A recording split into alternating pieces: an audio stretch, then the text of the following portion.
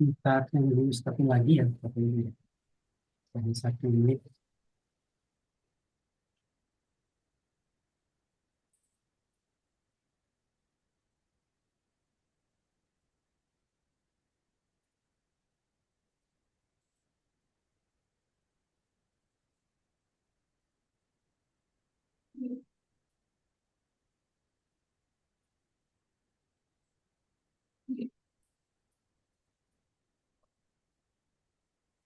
Bapak lebih sini. Lagi mulai, kenapa? Ini mau ngobrol juga. Ngobrol dari sisi Pak. Amin.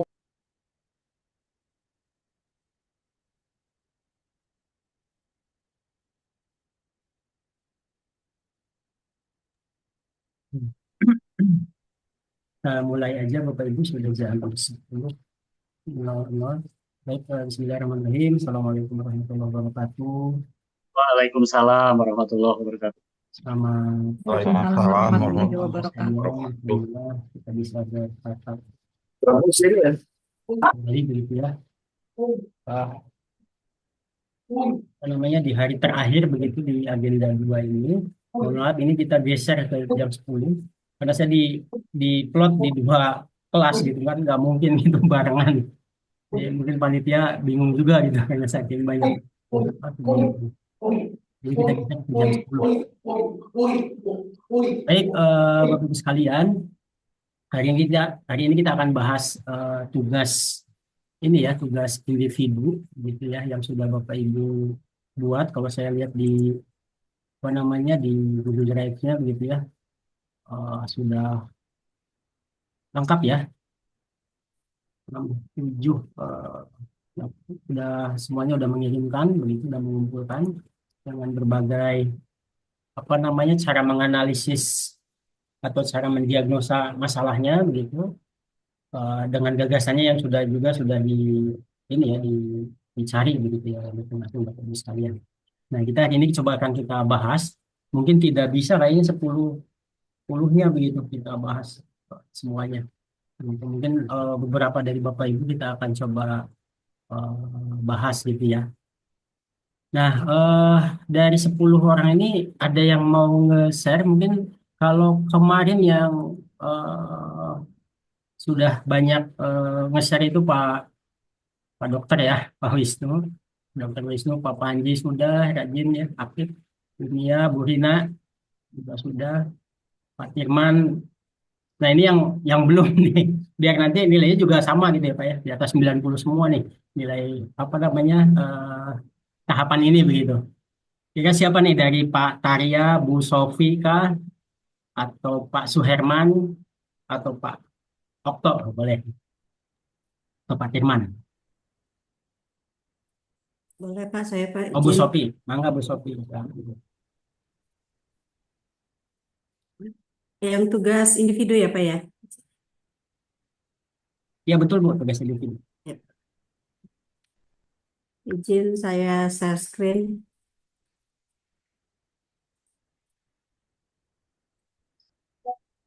Sudah terlihat Pak? Sudah Bu. Sudah, Bu.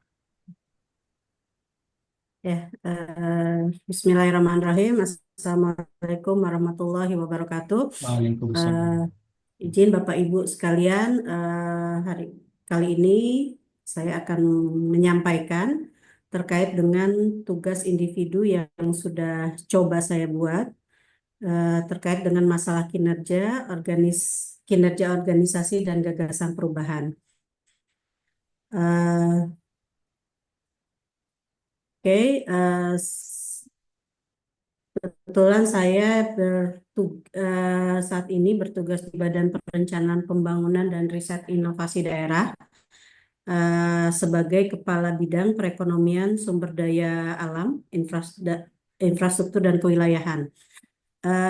Di dalam pelaksanaan tugasnya, mungkin saya coba mengidentifikasikan terkait dengan peran kami di bidang PSDA dan infrastruktur kewilayahan ini adalah yang pertama adalah merumuskan kebijakan perencanaan pembangunan daerah, lalu yang kedua melakukan koordinasi sebagai koordinator antar perangkat daerah, lalu penyedia data dan informasi pembangunan. Yang keempat adalah mengintegrasikan perencanaan daerah dengan kebijakan nasional dan juga mengkoordinasikan program-program kementerian lembaga yang berada di wilayah pemerintah Kota Bogor. Lalu yang kelima adalah melakukan monitoring evaluasi pengendalian pembangunan agar sesuai dengan yang direncanakan. Yang keenam adalah mendorong inovasi kebijakan pembangunan dan menjadi fasilitator kerjasama dengan stakeholder lainnya, seperti masyarakat, swasta, akademisi, donor, dan lain-lain. Lalu yang ketujuh adalah merancang strategi efisiensi dan efektivitas anggaran serta mendorong alternatif pembiayaan. Nah, dari sekian banyak peran di dalam intinya dalam peran kita itu goalnya adalah mewujudkan kesejahteraan masyarakat secara berkelanjutan melalui pembangunan yang adil, merata, partisipatif, dan berkelanjutan. Nah, di dalam pelaksanaan tadi ketika hasil identifikasi, tentu saja saya di dalam tugas ini mengambil peran merancang strategi efisiensi dan efektivitas anggaran serta mendorong alternatif pembiayaan. Karena memang dengan kapasitas fiskal Kota Bogor yang sangat terbatas, sedangkan target pembangunan yang cukup tinggi, ini mendorong kami untuk mencari alternatif pembiayaan lainnya. Nah, dari permasalahan tadi terkait dengan alternatif pembiayaan, saya mencoba mengidentifikasikan terkait analisa SWOT-nya. Untuk kekuatan, untuk strength, weakness, dan opportunity start rate-nya, ini saya coba identifikasikan. Untuk strength-nya, yang pertama adalah keberlanjutan program prioritas dengan keterbatasan APBD. Yang kedua, mendorong partisipasi swasta dan masyarakat dalam pembangunan daerah. Yang ketiga, pembangunan infrastruktur yang dimana tidak ada ketergantungan kepada APBD. Untuk weakness-nya, satu, kapasitas SDM, perencana dan keuangan daerah dalam merancang skema alternatif masih terbatas. Yang kedua, kapasitas SDM, perencana dan keuangan daerah dalam merancang skema alternatif. Oh, maaf, ini ada double. Yang ketiga, beresiko tumpang tindih kepentingan. Yang keempat adalah potensi resistensi internal birokrasi terhadap model-model pembiayaan baru seperti resistensi dengan legislatif. Lalu terkait dengan opportunity atau peluangnya, yaitu satu, dukungan regulasi nasional. Ini yang terkait dengan alternatif pembiayaan sudah banyak, seperti Undang-Undang Keuangan Negara, peraturan pemerintah tentang KPBU, Permen-Q, dan juga peraturan Permendagri terkait dengan TJSLP. Yang kedua adalah adanya tren lembaga donor dan filantropi yang sudah fokus pada pembangunan tertentu seperti pembangunan perubahan iklim, SDGs, dan infrastruktur hijau, dan lain-lain. Lalu yang ketiga adalah potensi optimalisasi pemanfaatan aset daerah untuk dijadikan leverage dalam skema pembiayaan kreatif. Yang keempat adalah tumbuhnya minat investor terhadap proyek daerah yang bankable dan berkelanjutan. Yang kelima, alternatif pembiayaan ini ada atau dapat dimasukkan dalam dokumen perencanaan daerah jangka menengah. Lalu untuk ancamannya atau threat-nya yaitu adanya ketidakpastian kondisi perekonomian makro. Lalu ini khususnya mungkin untuk alternatif pembiayaan dalam bentuk pinjaman daerah atau loan, juga ada resistensi politik, lalu juga gagal pengembalian. Yang keempat juga potensi konflik sosial jika proyek tidak disosialisasikan secara partisipatif dan inklusif. Dan yang kelima adanya lemahnya pengawasan yang bisa berujung pada penyalahgunaan dana dan pengabaian akuntabilitas. Ini kita sudah coba untuk dilakukan dengan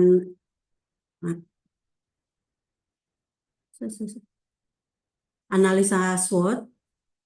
dalam analisa SWOT ini sudah dilakukan pembobotan, di mana pembobotannya di masing-masing faktor eksternal dan internal juga sudah dilakukan matrik dalam analisis summary-nya yang IFAS dan EFAS. Ini sudah kita lakukan rating berdasarkan dengan pembobotannya. Setelah dilakukan analisa bahwa posisi ada di kuadran ke pertama, di mana memang perlu dilakukan apa namanya skema secara progresif. Nah, ini adalah matrik interaksi strategi hasil analisa SWOT yang sudah coba saya buat, yaitu terkait dengan strategi strategi ini dikaitkan dengan strategi internal terhadap eksternal. Strategi strength terhadap opportunity ini satu, membentuk regulasi turunan di level Perda atau Perkada yang memungkinkan penggunaan skema seperti obligasi daerah, BLUD, KPBU maupun CSR yang terarah. Yang kedua adalah optimalisasi pemanfaatan aset daerah. Yang ketiga, membentuk regulasi terkait kemudahan investasi dan insentif bagi investor. Yang keempat adalah menjalin kerjasama dengan lembaga donor, NGO, baik nasional maupun internasional, CSR swasta, dan filantropi. Untuk strategi witness terhadap opportunity, yaitu satu, meningkatkan kapasitas SDM dalam penyiapan proyek investasi. Yang kedua, menyusun dokumen perencanaan dalam hal ini seperti FS dan DED, baik dengan APBD maupun donor dari NGO atau CSR. Yang ketiga adalah membangun komunikasi intensif dengan legislatif dan masyarakat. Strategi strength terhadap trade, yaitu satu, menyusun dokumen kajian terkait manajemen risiko dan mengembangkan sistem pemantauan risiko dan analisa kelayakan proyek. Yang kedua adalah mengoptimalkan peluang bantuan keuangan kompetitif. Yang ketiga, review APIP terhadap dokumen perencanaan. Dan untuk strategi witness dan trade, yaitu satu, optimalisasi forum CSR. Karena di Kota Bogor sudah ada forum CSR, tapi perlu lebih dioptimalisasikan lagi. Yang kedua adalah membentuk tim teknis lintas perangkat daerah untuk penyiapan proyek investasi. Yang ketiga, melakukan reformasi tata kelola investasi daerah berbasis kemitraan dan mitigasi. Ini adalah stakeholder yang berkepentingan dalam proses penyiapan pendanaan alternatif. Ini saya coba membagi dua stakeholder, yaitu stakeholder internal dan eksternal. Untuk internal sendiri, ini adalah pastinya ada Mbak Prida selaku koordinator dalam pembiayaan, lalu BKAD, ini yang tak kalah penting, lalu DPM PTSP, dinas teknis terkait, ini biasanya terkait dengan project owner yang akan kita carikan alternatif pembiayaannya, lalu bagian pemerintah dalam hal ini untuk kerjasama daerah, dan inspektorat daerah untuk review APIP. Lalu untuk eksternal sendiri, ini ada DPRD, ada investor atau swasta, lembaga keuangan, perbankan, atau juga lembaga penjamin keuangan, lalu masyarakat, LSM atau LSM, lembaga donor atau filantropi, NGO, dan juga BUMD. Nah, ini yang perlu ada juga terkait dengan strategi komunikasi yang coba kami petakan dan identifikasikan terkait dengan strategi komunikasi yang perlu kita bangun dengan stakeholder.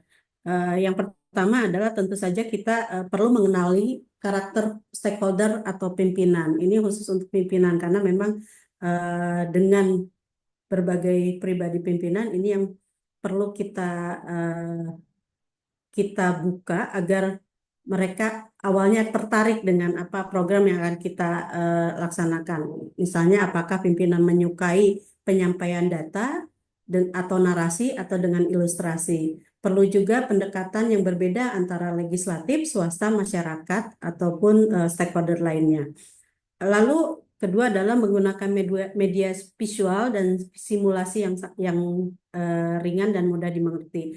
Artinya bahwa dengan menyampaikan infografis, flowchart, atau video singkat juga menyajikan perbandingan di dalam visualisasinya adalah before and after-nya satu project ya. Nah, itu. Lalu juga sebisa mungkin membuat simulasi fiskal pembiayaan alternatif.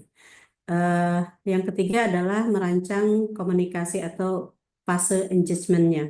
Lalu di sini mengidentifikasikan permasalahan nyata, data, dan solusi praktis dan potensi yang kebermanfaatan dari rencana pembiayaan proyek ini. Lalu berikutnya adalah menampilkan quick win sebagai awal. Ini juga bisa kita menyampaikan hasil nyata dan dokumentasi pada proyek terdahulu yang sebelumnya melalui pembiayaan alternatif ataupun proyek kecil dengan pembiayaan alternatif, ataupun juga kita bisa menyampaikan beberapa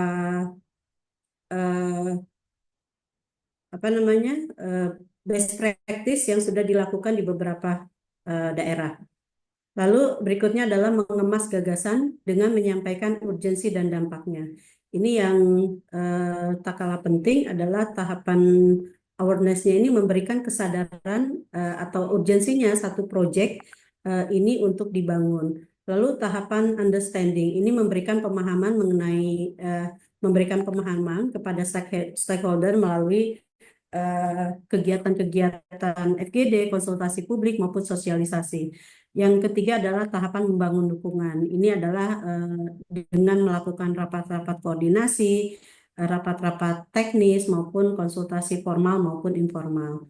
Yang keempat adalah tahapan komitmen. Ini yang kita perlukan juga ketika memang dari pimpinan ini perlu adanya kesepakatan antara pimpinan, tim teknis, melibatkan dengan DPRD, ini juga harus ada semacam komitmen atau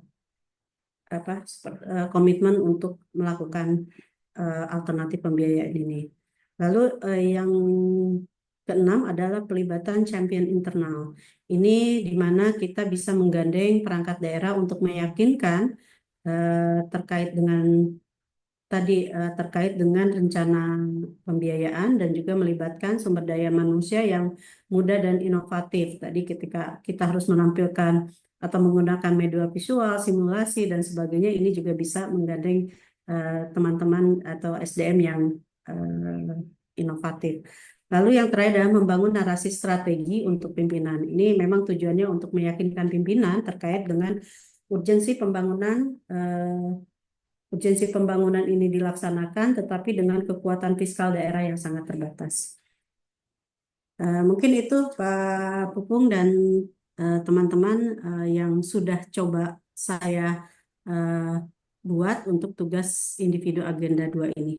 Terima kasih. Bila taufiq wal hidayah. Assalamualaikum warahmatullahi wabarakatuh. Waalaikumsalam warahmatullahi wabarakatuh. Baik, terima kasih Bu Sofri ya dari Baperinda Perida. Bogor, Bu ya. Tadi bagaimana mendorong pembiayaan itu dari luar APBD begitu, di lewat APBU dan lain-lain. Saya jadi ingat Pak Karna, Bu. Dulu kalau nggak salah Pak Karna juga dari Bapeda Bogor, betul Bu? Pak Karna dari BKAD, Pak. Oh, BKAD ya. Iya, iya, iya. Beliau itu juga waktu itu bagaimana mendorong pembiayaan itu lewat KPBU kalau tidak salah, Bu. Beliau bikin perwalinya 2023 ya, apa 2022. Dulu saya postnya juga waktu itu. Nah ini nyambung juga nih dengan apa yang tadi disampaikan gitu ya. Baik, sebelum kita bahas mungkin dari Bapak Ibu yang lain ada yang mau disampaikan, ditanyakan atau disaringkan gitu ya. Artinya tidak harus bertanya Bapak Ibu ya. Kalau misalnya Bapak Ibu punya pandangan lain gitu ya, memberikan masukan. Nah bisa jadi ini juga nanti jadi akper Ibu Bu rencananya Bu, atau ada yang lain? Belum dipastikan ini menjadi nanti apa proyek perubahan saya, cuman ini baru kita tugasnya dulu saja.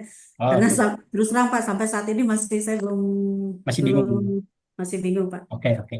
Oke, baik. Terlalu banyak permasalahan mungkin Pak. Jadi Baik, silakan dari Bapak Ibu yang lain ada? Jadi mungkin Kalau bertanya Pak. pertanyaan, Boleh, boleh. Silakan. enggak Pak Panji dulu saya. Ya, silakan. Oh, no, no. Eh, Mungkin saya mau tanya ini aja, bukan kaitan dengan pembiayaan alternatif ini. Apakah memang forum CSR ini muaranya atau ketuanya ada di Bapelitbangda, atau misalnya dia punya forum sendiri dan biasanya diketuai oleh Pasekda ya, atau di sekretariat daerah gitu ini ya, untuk motornya gitu. Mungkin itu aja. Terima kasih. Silakan Bu, boleh langsung. jawab dulu, ditanggapi Ya, dulu atau gimana? langsung aja Bu, nggak apa-apa. Ya, Pak Panji, punten kalau untuk eh, forum CSR ya, forum CSR ini ketuanya bukan dari pemerintah daerah Pak, tapi kami di pemerintah daerah khususnya di Bapperida adalah hanya sebagai kesekretariatan.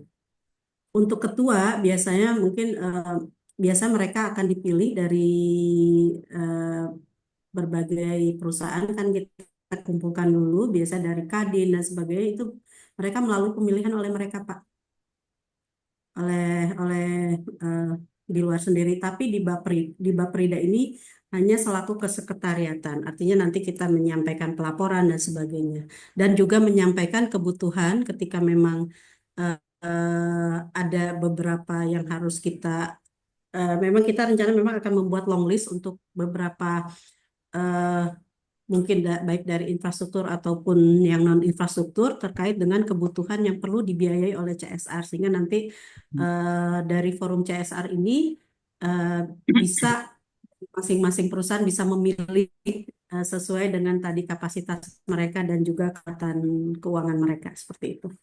Terima kasih Bu. Oke, terjawab ya Pak Panji ya. Iya Pak. Atau nuhun. Silakan, yang berikutnya tadi ada dua kalau tidak salah. Saya Pak Wisnu Pak. Oh, enggak Pak Wisnu. Kalau saya bukan bertanya Pak, ingin klarifikasi saja ke Pak Pupung ya. Ya, enggak. Apabila kita tugas ini kan pasti ada strategi komunikasi yang harus tadi kan Bu Sofi juga menampilkan strategi komunikasi seperti apa gitu kan. Nah pada saat kita membuat apakah harus berpatokan pada tahapan CTSP-nya atau kita bisa hanya mengambil salah satu tahapan saja Pak. Karena kalau kita harus membuat strategi komunikasi, tapi kita ingin memenuhi semua tahapan CPSP berarti tiap apa ya yang paling Pak Bubung bilang ada klarifinya, ada idea-nya, ada develop-nya segala macam itu harus mencakup semua Pak atau kita boleh ambil salah satu tahapan untuk bisa menjawab strategi komunikasi apa yang akan kita ajukan supaya ke tahap perubahannya bisa lebih terarah lagi Pak. Ya. Itu aja Pak, terima kasih Pak. Oke, baik, makasih Pak Wisnu. Apa namanya? Ini saya yang jawab ya, bukan Bu Sofi berarti. Baik, sebelum kita bahas yang Bu Sofi gitu ya, ini yang pertanyaan Pak Wisnu dulu gitu ya. Bagaimana strategi komunikasi begitu ya. Nah, memang kompetensi di agenda 2 ini salah satunya adalah strategi komunikasi itu ya Bapak Ibu sekalian. Pada prakteknya nanti di aksi perubahan sebenarnya strategi komunikasi ini digunakan yang pertama adalah mengkomunikasikan bagaimana perubahan ini kita lakukan gitu ya ke masyarakat gitu. Yang kedua sebenarnya secara proses strategi komunikasi ini nanti digunakan ya tadi gitu ya ketika Bapak Ibu mengkomunikasikan misalnya dengan stakeholder dengan apa namanya pihak-pihak terkait dalam aksi perubahan untuk meyakinkannya seperti apa begitu ya. Nah, memang materi strategi komunikasi ini di setiap jenjang beda-beda. Tapi prinsipnya sebenarnya sama begitu ya. Harapannya tidak hanya sekedar mampu tadi dengan teknik komunikasi begitu ya, tapi lebih jauh lagi ke konteks bagaimana sih mengkomunikasi dalam konteks sektor public marketing gitu, Pak Wisnu. Nah, di tugas ini sebenarnya strategi di sini adalah strategi nanti ketika nanti area perubahan ini kita komunikasikan pada saat tahap terakhir ya tahap membangun komitmen bersama tuh nanti setelah tahap e-learning ini selesai gagasan perubahan ini kita komunikasikan ke mentor ke pihak-pihak yang terkait bisa jadi gitu ya, ke staf Bapak Ibu sekalian bisa jadi gitu ya. Nah, lebih ke sana. Jadi tidak harus semua tahapan, besarannya aja nggak apa-apa gitu. Tetapi nanti pada prakteknya ya itu harus secara keseluruhan gitu Pak. Harus secara keseluruhan gitu. Meskipun memang yang ditagih itu lebih kepada bagaimana mengkomunikasikan apa namanya perubahan atau aksi perubahan ini. Gitu ya. Nanti misalnya bisa jadi misalnya lewat media sosial, bisa jadi lewat media televisi gitu ya, media surat kabar atau yang lain-lain.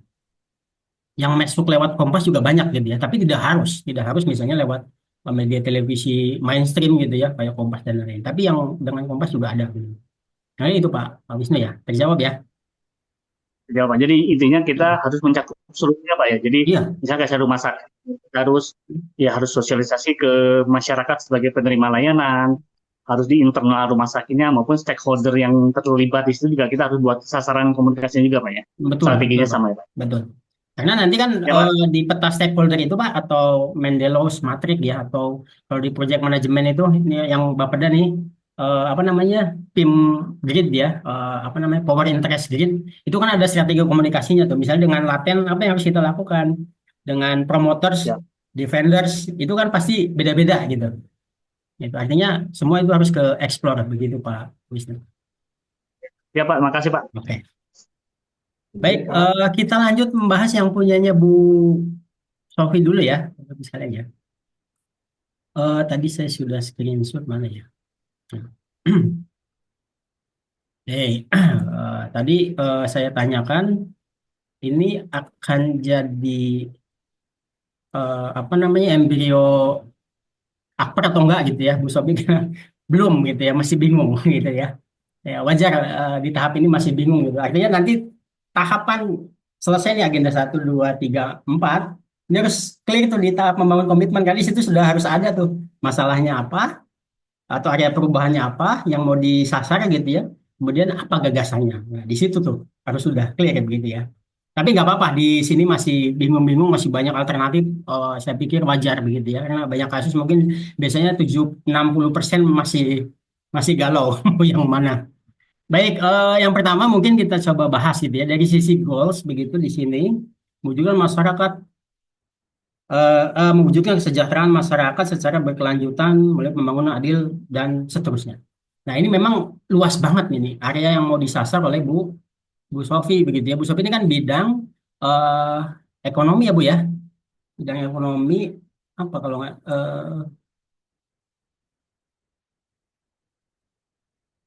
bidang kalau lihat di bidang perekonomian, sumber daya alam, infrastruktur kewilayahan. Nah, Bu Sopi mau areanya yang mana nih? Perekonomiannya, gitu ya, sumber daya alamnya yang mau disasar, atau infrastruktur kewilayahannya, atau secara keseluruhan gitu, seluruh bidang bidang Ibu gitu. Gitu ya. Nah, mungkin dari sisi ini sebenarnya ada nyambung-nyambungnya gitu ya. Bagaimana misalnya mendorong pembiayaan itu tidak harus dari APBD lewat CSR begitu, lewat KPBU, apalagi perwalnya sudah ada kalau tidak salah Bu ya. Saya nggak tahu Pak karena itu waktu itu perwalinya memang nggak selesai di jangka pendek, tapi katanya sih jangka menengah. Cuman belum saya tanyain lagi nih, lanjut atau tidak gitu. Kalau lanjut kan artinya ada dasar hukum gitu ya. Saya Waktu belum itu lihat memang perwalinya Pak, belum baca juga, saya belum lihat juga. sudah ada Bu ya perwalinya ya. Belum tahu Pak, saya juga. Oh gitu. Ya, Waktu itu kalau nggak salah di sana memang membangun GOR kalau tidak salah ya, karena ngandelin APBD kan tidak ini gitu ya. Dan ya. mau lewat mekanisme KPBU kerjasama pemerintah apa namanya bisnis gitu ya. Dengan badan usaha Pak. Badan usaha, mohon maaf. KPBU kerjasama pemerintah badan usaha gitu ya. Apa namanya bahasa Inggrisnya itu Bu? PPP. Gitu. Public Private Partnership gitu ya. Partnership, ya. Ini yang populer ya kalau dulu BOT gitu ya, Ya. BO, B apa tuh? Saya juga udah lupa tuh kan saya BOT buat masih ada ya. Pak, tapi lebih untuk tadi optimalisasi aset daerah. Mungkin ya Hmm. gitu. Oke, nah ini mau kemana nih kan gitu ya. Nah sebenarnya kalau kita lihat di matrik strateginya ini udah apa? Udah sangat operasional gitu Bu. Kalau Ibu mau pakai ini sangat bisa begitu. Tinggal nanti sebenarnya Ibu area mana nih? Gitu. Area pembiayaan. Apakah itu relevan dengan bidang perekonomian misalnya? Kalau relevan ya udah, ini bisa nih Ibu eksekusi nih. Jadi apa namanya? jadi salah satu aksi perubahan ibu gitu ya. Misalnya membuat regulasi nih, artinya ibu bikin perdanya atau perwali misalnya ya terkait dengan skema obligasi daerah. Kalau Permenkeu-nya kan udah ada Bu ya kalau nggak salah ya, Blue CSR.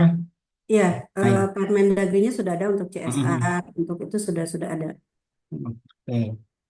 Kemudian optimalisasi pemanfaatan aset daerah. Nah ini mau seperti apa? Apakah misalnya apa namanya pola kalau Jawa Barat itu kan beberapa asetnya disewakan gitu ya misalnya gitu. Nah ini mau seperti apa?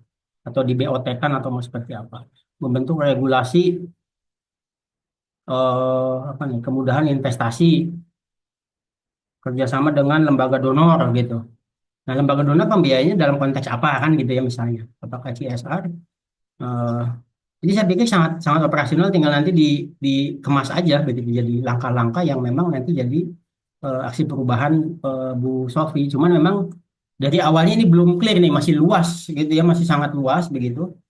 Itu bahkan ini bisa jadi sebenarnya propernya kalau dari goalsnya ya, dari goalsnya ini bisa jadi propernya kepala Bapedanya. Ibu tinggal turunkan sedikit. Kalau memang ibu mau ingin ini nggak apa-apa sih. Cuman naikin yang penting dapat persetujuan pimpinan intinya gitu sebenarnya. Barangkali itu sih Bu kalau dari saya ya, memang nanti akan susah nih menerjemahkan antara area gitu ya dengan kalau langkah-langkahnya itu sudah sangat operasional saya pikir. Gitu ya, sudah apa namanya sudah bagus ya gitu ya. Sudah sangat operasional. Reformasi dilakukan investasi. Nah, ini bentuknya juga seperti apa? Mungkin memang ada beberapa strategi yang ini harus di breakdown lagi gitu ya, atau diturunkan Ya. lagi supaya lebih operasional. Tapi beberapa ini sudah operasional. Barangkali itu apa namanya tanggapan untuk yang Bu Sofi ya. Jadi memang sebenarnya dengan SWOT ini kita bisa menstrukturkan sebenarnya Bapak Ibu langkah-langkah gitu ya, atau strategi apa saja begitu. Apa namanya jadi langsung to the point. Cuman memang dari tetap prosesnya, proses penghitungannya itu kan juga membutuhkan proses ya, harus harus tepat begitu. Kali itu.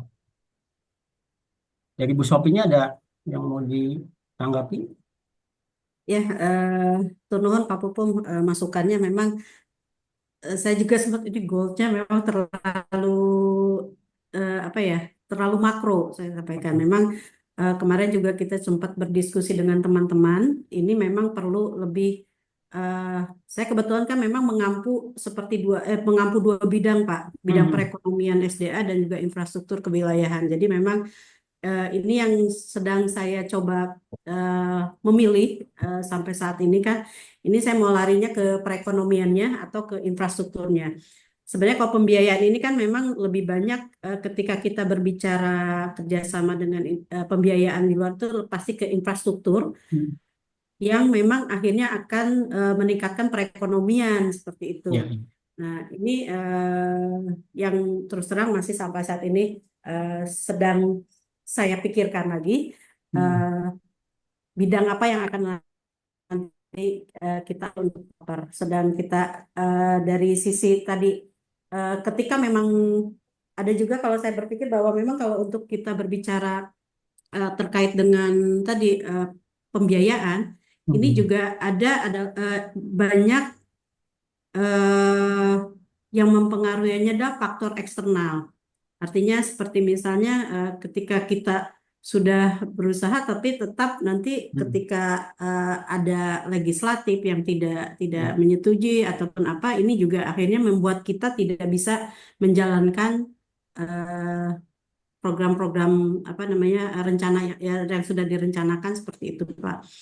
Jadi mungkin lebih nanti kita akan mencoba mempertimbangkan lagi kira-kira aksi perubahan yang kita akan lakukan ini yang memang eh, dapat secara ini dieksekusi oleh kita yang tidak terlalu eh, apa ya eksekusinya ada di luar gitu. Ya. Nah itu yang mungkin pemikiran saya seperti itu Pak, Ya. karena akhirnya akan menyulitkan kita nanti dalam hal implementasi kalau menurut saya Ya. seperti itu. Apakah apakah bisa seperti itu Pak dalam Ya. kita mengidentifikasi terkait dengan rencana aksi perubahan kita seperti itu Ya. Pak. Oke. Baik. Ini tanggapan sekaligus diakhiri dengan pertanyaan gitu. Ya, Oke, baik. Sebenarnya intinya kalau kalau dulu kan intinya area perubahan itu bisa meluas gitu ya. Nah, dengan pola yang baru ini sebenarnya dibatasi oleh area perubahan sesuai dengan jabatan kita kalau bisa gitu. Supaya bisa dieksekusi. Tapi jangan terlalu teknis juga. Artinya sesuatu yang sebenarnya kita tanpa project 3 bulan, 6 bulan, 1 tahun, jadi selesai sebulan gitu. Ngapain dibuat project gini gitu kan? Intinya gitu sih Bu. Tentu yang memang bisa kita kontrol gitu ya. Dalam arti begini, misalnya kontrol di sini misalnya sebenarnya ini kewenangannya ada di pimpinan kita gitu ya, atau di pimpinan yang lain begitu. Tapi kan kita bisa misalnya mendorong pimpinan kita untuk membantu gitu. Nah itu kan masih di dalam kontrol sebenarnya gitu ya. Kayak misalnya apa namanya dengan DPR gitu ya. Ya kalau memang misalnya masih bisa dipengaruhi, ya kenapa enggak kan gitu ya. Itu boleh-boleh saja. Toh juga sebenarnya yang nanti Bapak Ibu buktikan apa kemenangannya itu adalah kemenangan jangka pendek dulu gitu ya. Artinya apa yang bisa dilakukan di jangka pendek dulu. Untuk jangka menengah, jangka panjang, ya itu nanti gitu ya. Itu berlanjut gitu. Setelah jangka pendek Bapak Ibu bisa buktikan. Gitu ya. Intinya kalau sesuai dengan area perubahan kita, sebenarnya saya yakin bisa dikontrol semuanya, bisa dikontrol gitu. Meskipun bisa jadi misalnya yang eksekusinya ada di bidang lain nih di BKAD misalnya, tetapi misalnya apakah lewat surat kah atau lewat kebijakan? Kan kebijakannya misalnya kita yang usulkan, misalnya begitu. Itu kan mungkin juga. Barangkali itu Bu. Terkait dengan area ya silakan Ibu pikirin lagi gitu ya. Bisa jadi ini yang sekarang ini bisa jadi dasar tuh awal gitu ya untuk memikirin. Kan memang biasanya awal-awal bingung ini mau banyak banget gitu ya. Mau yang mana gitu. Nah, intinya yang tadi gitu ya sesuai dengan area Ibu gitu di bidang perekonomian, sumber daya alam dan infrastruktur ya gitu. ya, Gitu. ya. Nuhun Pak Pupung Ya, pencerahannya, kami-kami. mudah-mudahan Kami-kami Bu Sofi. mudah-mudahan makin cerah, nggak Ya, makin. amin. Meskipun di sini mendung Bu di Ya, Jatinangor. Tapi insya Allah ya kita Bapak Ibu pasti cerah. siap, nuhun Pak. Oh, sami-sami. Kita lanjut yang berikutnya, Bapak Ibu. Siapa? Izin Pak, Oktober Mangga Pak Okto. Wah ini dari Bogor semua nih, nggak apa-apa ya. Silakan Pak Okto, boleh. kalian dari Bogor semua. Ya, mangga, mangga. Tesa, Ya, sudah Pak. Tesa, tes. Bapak Ibu santai sambil mau sambil ngopi gitu ya, sambil nyanyi, silakan ya. Yang penting apa namanya hadir kan itu yang pertama.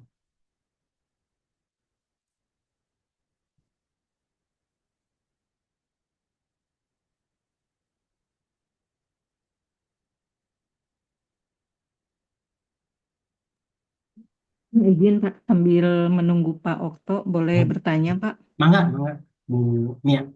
Ini kemarin yang membingungkan, terutama buat saya pribadi gitu ya Pak, Hmm. ketika mengidentifikasi masalah. Nah kemarin kan saya mengangkat karena masih munculnya kasus stunting baru di Kota Cimahi. Hmm. Tapi arah proper saya tuh tadinya pengen ke integrasi data dulu nih Pak.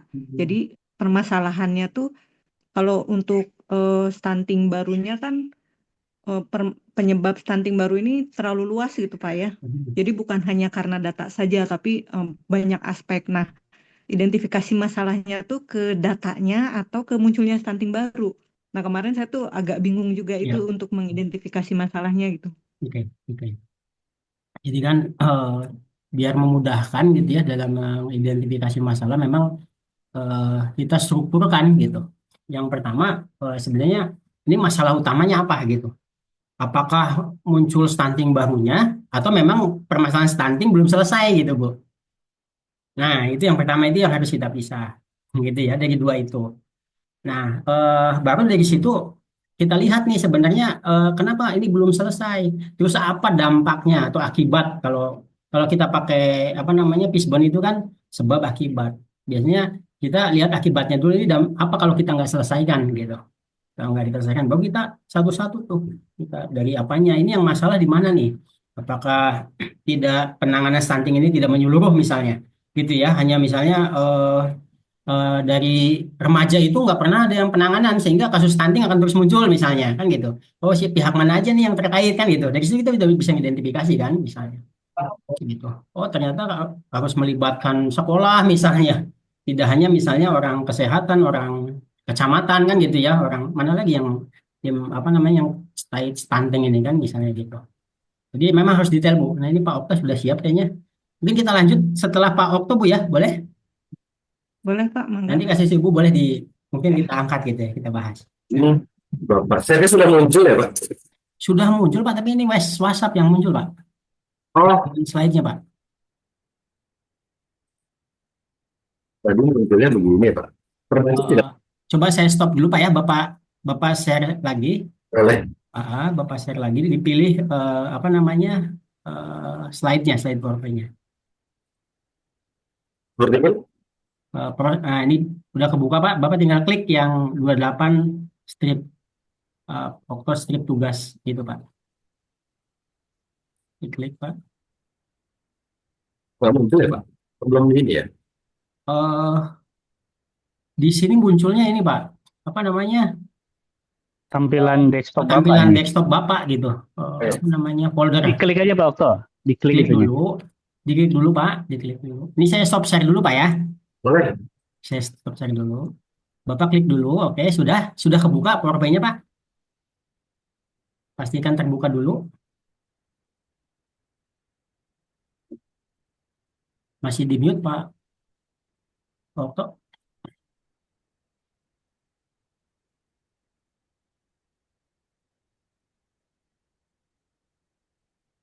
Nah ini juga desktop, masih desktop Pak yang ini Pak. Coba diklik dulu aja Pak.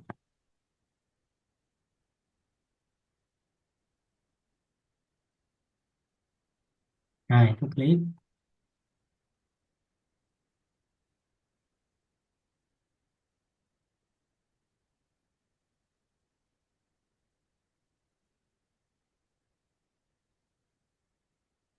Belum ini Pak Okto.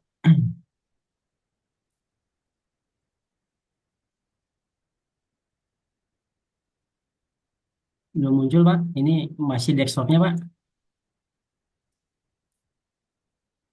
Coba saya pandu dari sini Pak ya. Bapak coba share Pak. Share. Terus Bapak geser ke bawah coba Pak. Nah nanti ada file yang Bapak buka. Nah file itu yang Bapak klik baru di share Pak.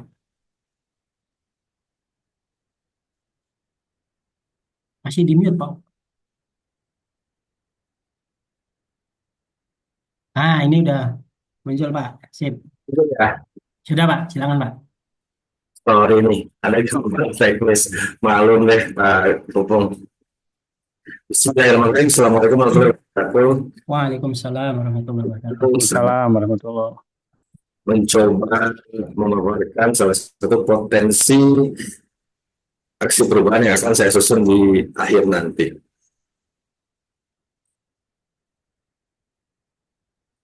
Yang pertama izin saya bercerita tentang selayang pandang RSUD dulu Pak. RSUD kami luas Pak di Kota Bogor. RSUD Kota Bogor satu-satunya punya RSUD Kota Bogor. Itu kami pendidikan, kami pengelolaan keuangannya sudah BLU penuh dengan 498 tempat tidur, 40 jenis layanan dan 5 layanan unggulan. Rencana yang akan kami angkat, saya angkat salah satunya adalah masalahnya klasik sebetulnya Pak Gubernur, cuma ini terus-terusan terjadi di lingkungan RSUD Kota Bogor.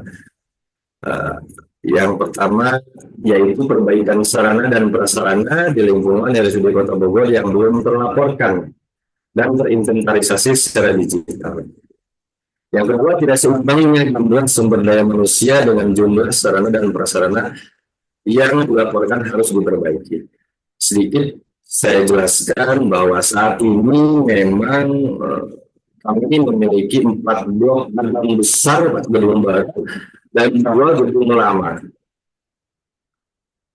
Kami sudah bagus Pak, tapi mungkin penghuninya, pasiennya memang hampir semuanya yang masuk ke kalangan RSUD itu habitnya kalangan menengah ke bawah. Kerusakan ini sering terjadi di mana-mana Pak. Misalnya Di ruang kelas 3 dengan 8 tempat tidur, unik-unik Pak Bupung. AC ini bisa dimatikan, bisa dinyalakan, bisa dimatikan, bisa dinyalakan, akhirnya rusak. Termasuk toilet, mohon maaf. Toilet kami sediakan toilet duduk, gitu. Tapi dipakainya jongkok yang akhirnya rusak. Dan begitu macam-macam kerusakan yang lainnya. Sistem pelaporannya masih secara by phone, masih by phone ke ruangan IPSRS kami. Nah, ternyata itu tidak terinventaris dan tidak diselesaikan berdasarkan skala prioritas.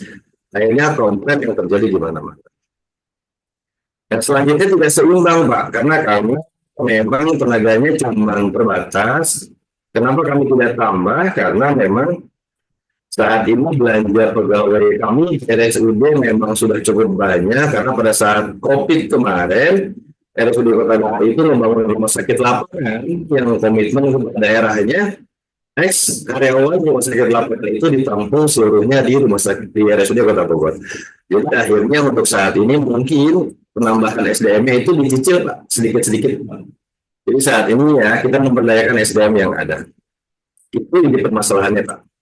Sedikit kami diperjelas di sini, juga SDM instalasi prasarana dan sarana kami dipimpin oleh 1 orang kepala IPSRS, 2 orang lulusan yang membidangi sarana dan prasarana, dan 17 pelaksanaan. Tidak seimbang dengan kondisi existing saat ini yang dapat saya sampaikan, jumlah gedung dan ruangan, kami punya 4 gedung baru dan 2 gedung lama, 9 ruang perkantoran dan 21 ruang perawatan, Pak. Rencananya kami akan buat satu aplikasi yang memang bisa berkomunikasi secara terintegrasi, akan melibatkan seluruh kepala ruangan yang ada di lingkungan RSUD Kota Bogor yang memang nantinya akan terlaporkan kepada bagian umum kami, khususnya bagian IPSRS. Jadi memang tidak ada lagi laporan yang secara manual, yang secara telepon gitu. Jadi memang nanti dari sistem kami akan muncul skala prioritas mana yang memang harus diperbaiki terlebih dahulu, karena memang kondisinya maklum Pak, di era digital saat ini yang terjadi kondisi saat ini adalah kalau memang ada kerusakan lambat, dianggapnya lambat oleh masyarakat itu, lapornya langsung ke kepala daerah Pak. Jadi memang buat kami agak kesulitan tuh seperti itu. Pegel, capek juga Pak mensikapinya. Yang mudah-mudahan dengan aplikasi yang mau saya buat, rencananya ya sudah tidak muncul lagi lah masalah-masalah seperti itu. Ini yang terlibat, Pak, izin yang pertama, kepala bagian umum dan hukum, ada ketua tim umum, ada ketua tim SIM rumah sakit, ada kepala IPSRS, dan masternya adalah seluruh kepala ruangan di lingkungan RSUD Kota Bogor. Saya mencoba komunikasikan memang sebetulnya rencana ini walaupun belum dilaksanakan, tapi memang komplain ini sudah sampai dan sering sekali sampai ke direktur kami. Saya coba komunikasikan dan alhamdulillah direktur kami memang setuju dan memang support dan memang memerintahkan kepala SUM RS kami untuk membantu bagian umum untuk menyusun membuat aplikasi tersebut. Saya pikir kepada kepala rumah sakit, ya kami akan lakukan itu sosialisasi terus. Yang memang mulai dari informasi, terus kami tidak menanggapi laporan-laporan yang secara manual. Kami akan fokus kepada laporan yang dibuat di aplikasi tersebut. Itu saja mungkin Pak.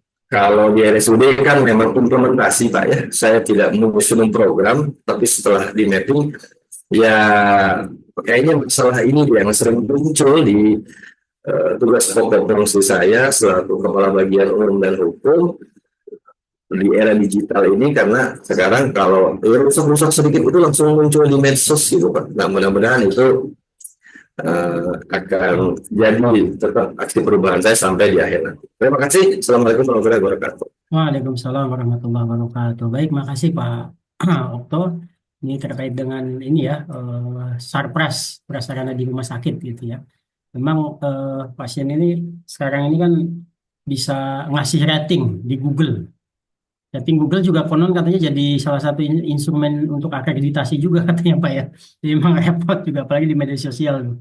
Pak Wali tahu, wah ini kan jadi ini Pak ya. Baik, makasih Pak Okto. Kita bahas ya Bapak Ibu sekalian, tapi sebelum kita bahas mungkin ke Bapak Ibu yang ngasih masukan. Di sini juga ada Pak Wisnu nih, orang rumah sakit juga atau yang dari perspektif pasien juga boleh nih, Bapak Ibu yang lain ya.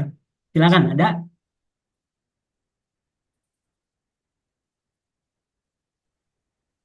Pak Wisnu, enggak Pak Wisnu. Siap, izin Pak. Mungkin bukan masukan Pak, cuman memberi penegasan saja bahwa permasalahan di Bogor, di Kabupaten Bandung Barat, tentang rumah sakitnya gitu Pak ya. Baik yang lain mungkin permasalahannya itu setipe serupa Pak ya. Hanya mungkin kapasitasnya yang berbeda. Karena kebetulan kalau di Bogor mungkin itu tipe apa, tipe A, tipe B ya Pak Okto ya. Saya kurang ini. Itu Ya, kami terima koas ya. dong. Ya tipe P pendidikan berarti ya. Kalau kami tipe C tapi lagi berarah ke pendidikan. Memang permasalahan itu banyak. Kalau kita gali ke dalam lebih dalam lagi, memang permasalahan tentang tadi yang Pak Okto utarakan juga itu banyak terjadi di kami ya, di rumah sakit yang tipe C lainnya. Memang harus ada inovasi yang bisa merubah bagaimana caranya itu sebenarnya tercatat terlaporan karena di semua tempat baik rumah sakit maupun pelayanan yang lain itu kelihatannya simbol semboyan akreditasi ya Pak yang catat yang laporan yang kita catat itu kelihatannya belum tertata dengan rapi. Ada catatan masih berserakan, ada pelaporan masih belum tepat. Terus kita membuka alang lain, memang saya setuju dengan Pak Okto, jadi memang harus ada mungkin berupa aplikasi yang bisa sinkron sinergi dengan semua bagian sehingga PRS tidak akan kehilangan data. Terus terutama nanti pimpinan ya, direktur yang akan puyeng sendiri Pak Okto nih kalau semua tidak tercatat, semua tidak terkendali ya. Saya setuju Pak. Jadi intinya kami ingin ada perubahan juga ya. Mudah-mudahan yang diusulkan Pak Okto bisa saya adopt nanti Pak. Terima kasih Pak. Benar. Oke, baik. Ini penguatan ya dari Dr. Wisnu. Jadi memang ini jadi masalah bersama begitu ya. Semua rumah sakit. Memang kadang perilaku orang itu kan ini Pak ya, WC duduk tadi bisa dicontohkan Pak Okto tuh. Katanya kalau nggak jongkok itu nggak, ini misalnya nggak nyaman gitu. Akhirnya WC duduk dijongkokin kan rusak Pak ya. Ini artinya ini sebenarnya kelihatannya mungkin simpel ya, areanya. Tapi ini sebenarnya bisa luas gitu. Tidak hanya bicara tentang sarprasnya kan gitu ya, instalasi pemeliharaan sarprasnya. Tapi bisa jadi nanti lebih luas lagi bagaimana membangun kulturnya kan itu yang penting gitu. Asa dimati nyalain ya akhirnya rusak gitu kan. Nah ini ada banyak nih Pak Okton yang bisa dilakukan nih gitu. Silakan dari yang lain dulu, Mangga. Ada? Izin Pak. Pak Firman, Mangga Pak. Ya, hanya ini aja Pak mendengarkan dan tentu mungkin nanti mohon arahan dari Pak itu. Kita tadi terkait dengan yang dari Pak Okto ya terkait aplikasi apa yang akan dibuatnya itu ya Pak ya. Ya. Ya yang kami tanyakan ini juga mungkin karena kehati-hatian kami Pak. Pada waktu kita mau bikin aplikasi nih Pak Pupung, ya. Ini harus ada izin dulu nggak nih Pak? Kalau kami kebetulan sudah ada aplikasi di Lana Cinta Pak, yang sudah ada aplikasinya, cuman hanya tadi seperti Pak Okto yang sampaikan bahwa di kami pun juga sudah ada Pak yang pengaduan segala macam. Nah akhirnya pengaduan itu kami tampung lewat aplikasi, jadi setiap ada warga yang komplain pengaduan itu sudah jelas masuk Pak ke aplikasi kita, jadi terekam semuanya. Cuman yang kami ingin dengan Pak Okto kira-kira nih aplikasi yang dibikinnya baru atau nanti pengembangan nih Pak. Dan nanti kalau lagi baru mungkin sekalian pertanyaan aja ke Pak Pupung, bolehkan nggak nih Pak untuk bikin aplikasi baru atau hanya diperkenankannya aplikasi yang udah aja untuk pengembangan gitu. Itu aja mungkin. Ya, Pak Okto boleh dijawab dulu aplikasinya baru atau pengembangan? Memang kalau aplikasi, mohon maaf kalau saya salah mensikapi, karena barusan suaranya agak kecil, saya mendengarnya harus pakai usaha. Tapi kalau memang aplikasi penanganan dari masyarakat, kami sudah ada loh Pak, baik itu event di tingkat kota maupun di RSUD. Mhm. Cuman yang akan saya susun ini adalah aplikasi yang memang menjembatani antara kepala ruangan dengan kami selaku bagian umum yang memang tugasnya memperbaiki sarana dan prasarana.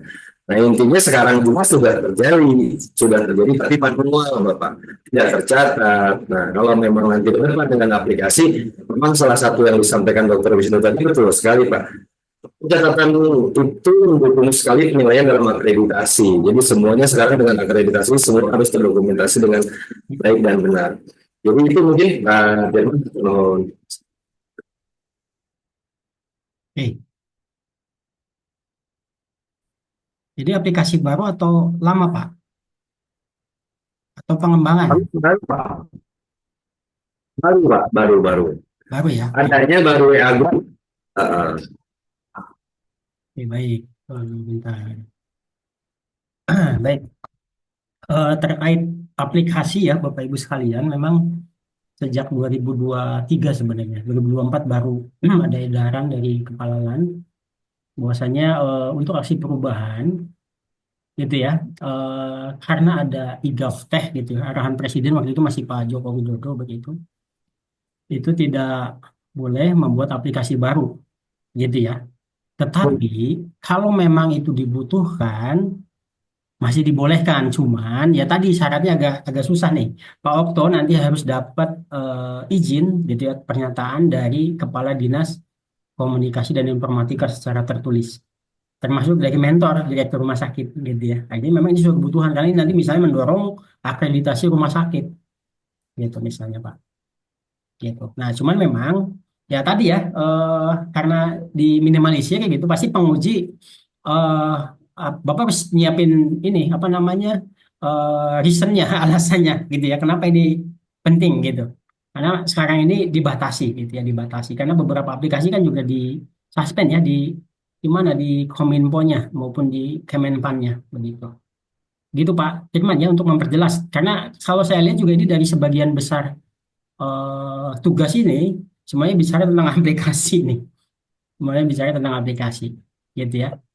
Meskipun ada larangan kalau memang dibutuhkan itu masih dipersilakan gitu oleh pimpinan.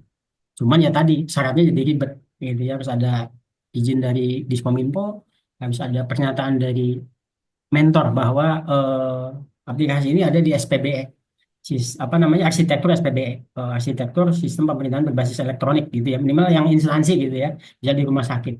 Begitu. Barangkali itu Pak Firman ya, bagi konfirmasi ya ke Bapak Ibu ya. yang lain juga Siap-siap malah terkait digitalisasi ini.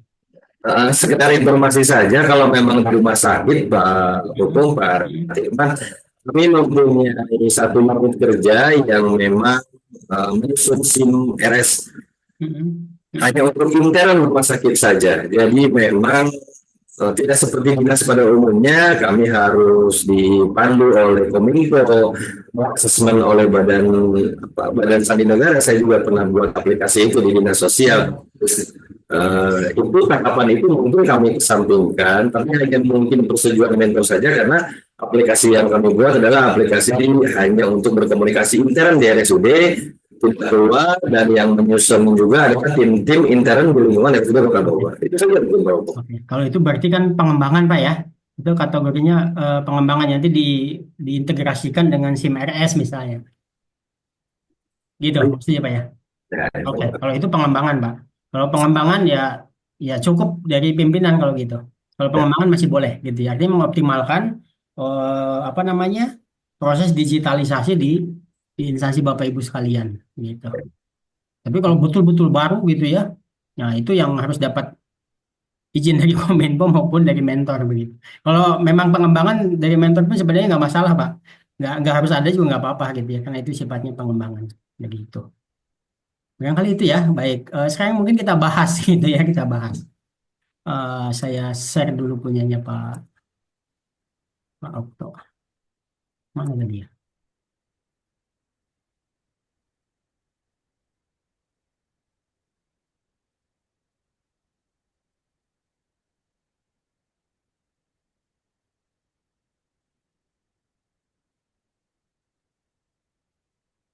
Langsung dari sini aja dulu sekalian. Oke. langsung ke sini ya, analisis masalah. Nah, ini memang analisis masalahnya kan sebenarnya Pak Okto udah fokus tuh. Pak Okto mau di mana gitu ya. Artinya ke masalah sarana prasarana. Nah, tinggal ini yang nanti analisisnya harus dipertajam gitu, Pak. Gitu ya, dengan data misalnya keluhan terkait toilet di 5 gedung, tadi ada berapa gedung tuh misalnya. Apa gitu ya. Atau apa misalnya keluhan di media sosial ada berapa. Nah, itu yang harus diperkuat. Artinya gini, masalah itu tidak harus ada beberapa masalah. Satu masalah juga nggak masalah gitu ya. Cuman itu memang datanya harus kuat gitu ya. Artinya cukup Bapak dengan gap analisis. Harapannya kondisi sekarang seperti apa sih dengan data-data yang ada gitu ya. Kondisi yang diharapkan bagaimana terkait dengan instalasi apa namanya terkait dengan sarana prasarana ini begitu yang di RSUD ini. Misalnya bersih kah, wangi gitu ya. Apa namanya umur ekonomisnya panjang kan gitu ya misalnya dan lain-lain.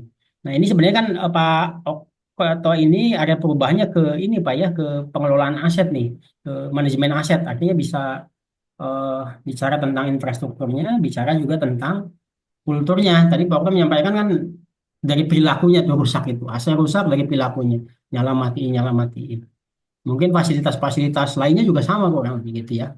Artinya kan yang nanti Pak Okta rubah bisa jadi tidak hanya teknologinya gitu ya, tapi apa namanya tata laksananya gitu ya. Bagaimana mengubah perilakunya dalam memanfaatkan aset kan gitu ya. Dan lain-lain tuh. Bisa jadi banyak kan gitu. Nah, tinggal nanti dianalisis. Oke, misalnya setelah lengkap datanya, sebabnya di dianalisis pakai fishbone Pak misalnya, misal ya, atau pakai pohon massa juga boleh. Atau mau Bapak deskripsikan satu-satu juga boleh. Tapi kalau memudahkan sih mending pakai alat gitu ya, pakai fishbone misalnya. Ini kenapa sih misalnya mungkin kalau kita coba ilustrasikan di sini, fishbone misalnya. Ini kan akibat gitu ya. Akibat dari sarana prasarana banyak yang rusak tuh apa? Kan gitu ya misalnya. IKM misalnya bisa jadi turun gitu ya. Banyak keluhan di media sosial kan gitu. Apalagi tuh kan banyak tuh misalnya akibatnya ketika Sarpras kurang optimal gitu ya misalnya. Banyak yang rusak gitu ya. Misalnya terus apa namanya pemborosan biaya kan itu juga mungkin ya. Harusnya misalnya pengadaan AC 5 tahun sekali, ini pengadaan AC 2 tahun sekali gitu ya. Jadi kan umur akomodasinya pendek banget kan gitu misalnya. Nah, terus masalahnya di mana sebenarnya? Nah, ini tuh memudahkan kita apa ya, memecah atau mendekomposisi gitu. Jadi masalah. Dari mainnya kenapa nih gitu ya misalnya. Main ini kan bisa jadi ada dari petugas rumah sakit sendiri gitu ya, orang rumah sakitnya bisa jadi pasien kan gitu ya. Bisa jadi apa namanya penunggu pasien gitu ya, tamu kan banyak yang menggunakan. Kecuali mungkin kantornya kan gitu ya, itu baru pegawai rumah sakit. Gitu. Bisa jadi main di sini juga masyarakat kan gitu ya misalnya. Artinya target intervensinya Pak Okta ini bisa jadi tidak hanya petugas rumah sakit atau pegawai rumah sakit, tetapi juga pasien, tetapi juga apa namanya pengunjung rumah sakit. Kan pengunjung itu bisa jadi apa namanya yang nungguin kan ya gitu atau yang jenguk kan gitu. Termasuk juga masyarakat kan gitu, masyarakat Kota Bogor nih. Gimana membangun misalnya untuk menjaga ini kan tidak hanya bisa dilakukan oleh rumah sakit saja, tetapi juga pengunjung juga, masyarakat juga bisa menjaga kan gitu misalnya. Sehingga intervensinya apa nih kan gitu misalnya. Kan bisa jadi nggak hanya cukup dengan sosialisasi kan gitu. Atau ditempel kertas, mari jaga sarana prasarana gitu ya, matikan ini. Kadang tidak cukup dengan itu gitu ya. Lalu ada proses edukasi yang bisa betul-betul mengubah gitu ya, mengubah cara pandang gitu ya, sehingga cara berperilakunya juga ngikut nanti gitu. Kemudian apalagi gitu ya. Nah, ini yang harus dicoba Bapak analisis, Pak. Dari sini kita kan jadi tahu tuh dari sini aja misalnya dari sisi men, oh ini pegawai rumah sakit misalnya kita harus bagaimana nih misalnya ya, diberikan sosialisasi kah misalnya sosialisasi tentang apa? Saya dari sisi metode selama ini misalnya belum ada tuh apa namanya aturan penggunaan apa namanya pemanfaatan aset kan gitu ya misalnya kan gitu misalnya ada nggak kalau nggak ada misalnya apakah bikin code of conduct-nya misalnya atau bikin bikin apa gitu ya. Nah, terus dari mesin Bapak tadi mau bikin misalnya aplikasinya nah itu salah satu aja kan Pak Tapi nanti ada salah-salah yang lain, maksudnya aktivitas-aktivitas lain atau intervensi-intervensi yang lain ini akan memperkaya eh, apa namanya prosesnya untuk menyelesaikan masalah sarpras di RSUD Kota Bogor ini, gitu Pak. Gitu Pak. Sehingga dengan memecahnya kita jadi tahu nih, oh ternyata solusinya tidak hanya membuat aplikasinya, tapi juga misalnya bagaimana mengelola manusia-manusianya gitu ya. Bagaimana mengedukasinya, mensosialisasikan, bagaimana misalnya metodenya membuat aturan kah gitu ya. Aturannya misalnya peraturan direktur rumah sakit kan gitu ya terkait dengan pengelolaan aset gitu ya. Misalnya. Kemudian apalagi misal dari sisi mesin buat aplikasinya, tadi dari sisi metode material gitu ya misalnya gitu. Apa seperti apa misalnya kualitas standar kualitas toiletnya harus apa sih misalnya kan gitu ya. Jadi dari proses awal mungkin konteksnya manajemen aset tuh sampai dengan akhir harus harus clear. Dari sisi yang lain, nah, ini Bapak bisa pecah-pecah Pak Okto. Sehingga kita tahu tuh. Dari sini juga kita udah tahu langkahnya sebenarnya mau ngapain saja. Nah gitu. Jadi Bapak prosesnya kalau kemarin saya gambarkan dengan analisis diagnosa yang sederhana itu, Bapak dari gap langsung ke sini, nggak harus ke analisis tapisan dulu gitu, nggak harus ke tapisan isu dulu gitu. Tuh kemudian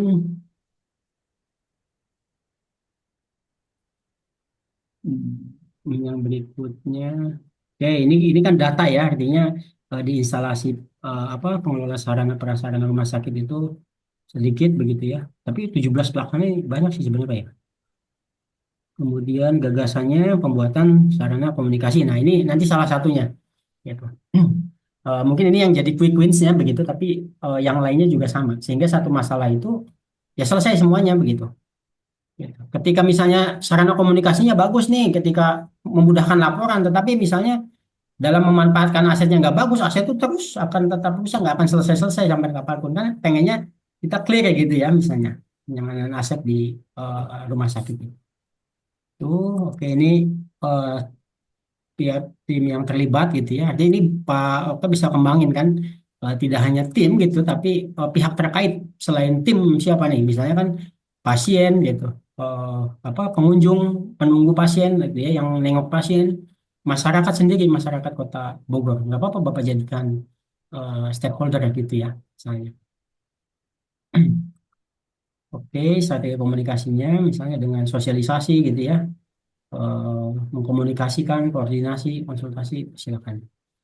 Barangkali itu untuk yang Pak Okto, Pak, kalau tanggapan dari perspektif saya, Pak. Ada tanggapan atau pertanyaan? Boleh, Pak Okto, silakan. Izin Pak, 36 Suherman. Oh, enggak. Ada yang ingin saya tanyakan mungkin nih ke Pak Pupung terkait dengan isu Pak atau identifikasi masalah. Eh, di masalah utama itu ada masalah yang memang sifatnya abu-abu dalam artian dia menyangkut dengan bidang lain atau dengan bidang orang gitu. Sementara kan dalam proper kita dibatasi oleh jabatan kita. Seperti apa jalan keluarnya atau pemecahannya Pak? Oke. Baik, sebenarnya bukan abu-abu, tapi apa, Pak?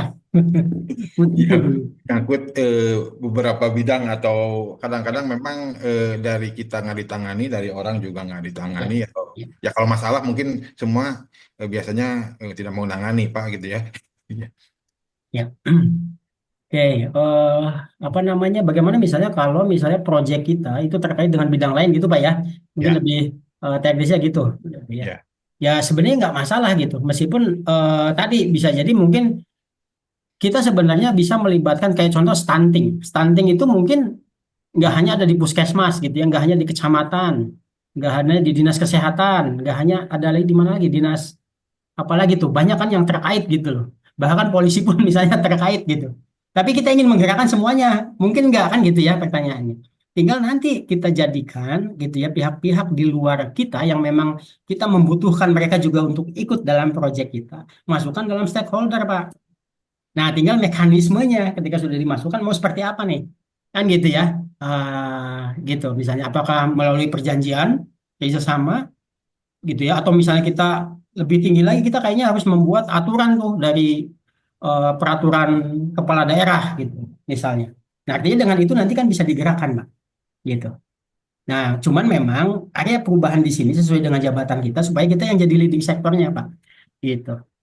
Biar kita kita tidak meminjam area perubahan orang lain, gitu. Jadi lebih ke area perubahannya yang memang fokus jadi di sektor kita apa, meskipun bisa jadi nanti proyeknya itu terkait yang lain-lain, begitu. Barangkali begitu, Pak. Intinya bisa saja siapapun meskipun di luar kewenangan gitu ya kita masukkan aja dalam peta stakeholder kalau memang pihak klien ini terkait dengan aksi perubahan kita gitu, Pak. Atau untuk program cukup membuat tim begitu Pak, yang membuat tim yang Hmm. di SK-nya oleh Bupati barangkali karena lintas sektoral begitu. Hmm. Eh, Cukup dibuat tim, di SK-kan tim gitu untuk Ya, tim lintas OPD misalkan. boleh. Eh, Tim juga kalau memang masuk tim ya silakan, Pak. Itu boleh gitu ya. Artinya berarti SK-nya jangan kepala dinas atau eselon 2 gitu. Ini Ya, lebih tinggi misalnya bupati kan gitu. ya, Gitu ya. sekda minimal mungkin ya Pak. Kalau memang lintas lintas sektor tadi gitu, Pak, ya, lintas sektor begitu. Tetapi memang kita punya kewenangan di situ kan gitu ya, mengeksekusi itu misalnya kan gitu. Nah, kan itu, Pak. Ya, siap Pak. Terima kasih. Pak Izin, Okto Izin Pak ada Pupung. tanggapan? Pak. Pak Ya, Pupung izin. sekedar Pak Wisnu boleh Pak Okto dulu ya. Habis ini Pak Wisnu. Siap, siap. Ada tanggapan, Pak? Ini kan tadi memang benar Pak yang dijelaskan Pak Pupung.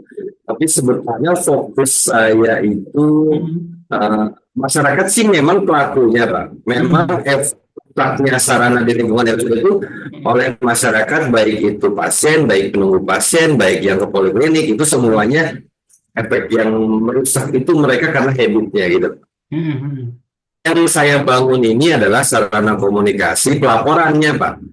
Jadi misalnya dari ruang perawatan kelas 3, di sana ada ruang perawat dan kepala perawatnya. Nah, kepala perawatnya ini yang saya bentuk untuk apa ya, melaporkan sesuatu yang rusak itu agar cepat melalui sistem yang saya buat dan langsung tertuju ke bagian umum gitu loh Pak. Jadi memang masyarakat ini memang bagian yang terlibat, tapi bagian yang memang yang merusaknya. Cuman tim yang terlibat di kami, yang saya buat adalah salah satu sarana untuk berkomunikasi bagaimana cara menyelesaikan masalah kerusakan sarana tersebut, Pak Gubernur. Ya, oke. Ya betul, Pak. Cuman kalau Bapak arahkannya dibatasi di situ, ya areanya Bapak mempersempit area gitu, Pak, gitu. Nah, saran saya itu justru dilebarin biar ada di level administrator gitu, Pak. Misalnya dari rangkaian manajemen aset gitu. Tidak hanya model pelaporannya yang dilakukan oleh kepala perawat kan gitu ya, ruangan di poliklinik misalnya. Tapi Bapak juga misalnya rubah tuh perilaku pasien, apa namanya, baik pasien rawat inap, pasien apa namanya, poliklinik gitu, Pak, ya, misalnya pengunjung gitu yang nengokin dan lain-lain. Dengan cara apa misalnya kan banyak hal gitu ya, misalnya proses edukasi itu kan ada banner gitu, ada misalnya apa namanya poster gitu. Jadi Bapak tidak hanya bikin aplikasinya gitu, Pak. Kalau aplikasi nanti sebulan selesai bisa jadi gitu, Pak. Padahal misalnya perubahan yang mau kita buat itu pasti jangka panjang. Kenapa jangka panjang? Karena tadi gitu bukan technical problem gitu, tetapi ingin menyelesaikan semua masalah tadi. Tidak hanya misalnya kalau Bapak apa pengaduannya, tetapi juga bagaimana nih aset-aset yang ada ini juga bisa lebih terawat kan gitu, Pak, misalnya. Sehingga bagaimana mengkondisikan secara keseluruhan gitu. Memang ini agak lebih jadi PR gitu, Pak, jadi PR. Jadi lebih luas gitu. Bapak tidak hanya bikin aplikasi nanti. Karena memang lupa saya. Memang untuk pencegahan ada bagian tersendiri. Kalau di rumah sakit ada bagian promosi kesehatan yang masuk ke arah sana nanti. Sifatnya pencegahan seperti itu, Pak. Ya, tentu Pak. Belum, Pak Hukum. Iya, ya nanti bisa dilibatkan itu, Pak, bisa dilibatkan tuh. Jadi tim Bapak misalnya masuk ke tim gitu, cuman tugasnya apa kan gitu, gitu, Pak. Itu, Pak, ya. Kalau saran saya itu, Pak. Ya. Gitu. Ada lagi Pak Wisnu tadi kalau tidak salah, silakan Pak Wisnu. Izin Pak, Pak Pupung. Mungkin ini berhubungan dengan apa rencana proyek perubahan yang akan saya buat. Memang banyak beberapa yang ada yang permasalahan banyak di rumah sakit. Tetapi setelah mendengar tadi ada penjelasan dari Bapak bahwa tadi hubungannya dengan aplikasi baru atau pengembangan itu ya Pak ya, seperti itu Pak ya. Dan sebenarnya kalau aplikasi yang ada, betul kata Pak Okto tadi, itu rumah sakit sebenarnya punya aplikasi internal yang digabung dalam bentuk SIM RS itu Pak. Hanya setiap aplikasi yang ada di SIM RS itu ada, kita bisa memilih berapa modul yang bisa kita gunakan dan disesuaikan di kebutuhan rumah sakit. Rata-rata tiap aplikasi itu ada modul-modul tertentu, misalnya modul kepegawaian, modul kayak tadi Pak Okto bilang modul pelaporan, segala macam itu semuanya ada Pak ya. Tapi kalau Pak Okto mungkin nanti sifatnya adalah pengembangan, artinya modul yang ada dimasukkan internal. Kalau saya jadinya agak-agak berpikir gini Pak, kalau saya tadi Pak Pomo bilang harus menyebar tidak hanya internal rumah sakit, tetapi nyebar Pak, misalnya ke area masyarakat juga.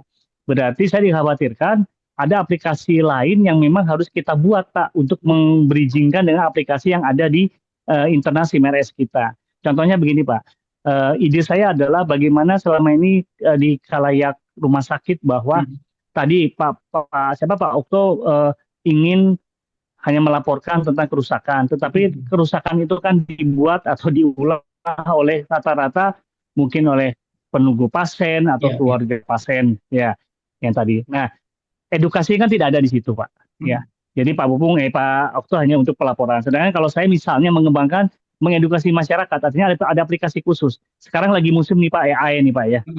Lagi berkembang besar AI. Nah, misalnya aplikasi ini dihubungkan dengan AI sehingga masyarakat bisa melalui WhatsApp hanya bisa bilang misalnya halo rumah sakit Cikalong misalnya. Nanti akan menjawab otomatis bahwa apa yang dibutuhkan bla bla bla, apakah butuh pelayanan dokternya atau apa. Itu bisa selipkan juga misalnya edukasinya, mungkin mengetahui tentang apa-apa. Nah, itu apakah masuknya sebagai aplikasi baru atau aplikasi yang dikembangkan dari yang ada? Karena AI beda dengan SIM RS, Pak. Ya. Kalau kita gabungkan, mungkin nanti lebih bersifat ada aplikasi baru yang kita sebarkan, baik berupa WhatsApp maupun ada call center khusus dan sebagainya. Mungkin ini ide yang ingin saya diskusikan, Pak. Karena kadang-kadang suka jadinya pusing sendiri, Pak ya. Mana dulu, apakah telur dulu, ayam dulu, kadang suka bingung Pak ya. Kita saran aja Pak, supaya kami bisa mengarahkannya tepat pada saat tugas akhir nanti Pak. Terima kasih Pak. Oke. Baik, makasih Pak Wisnu. Ini juga terkait dengan aplikasi gitu ya. Jadi masih ada keraguan-keraguan semenjak ada larangan ini, semua angkatan kayaknya keluhannya sama Pak. Semua idenya tentang aplikasi soalnya.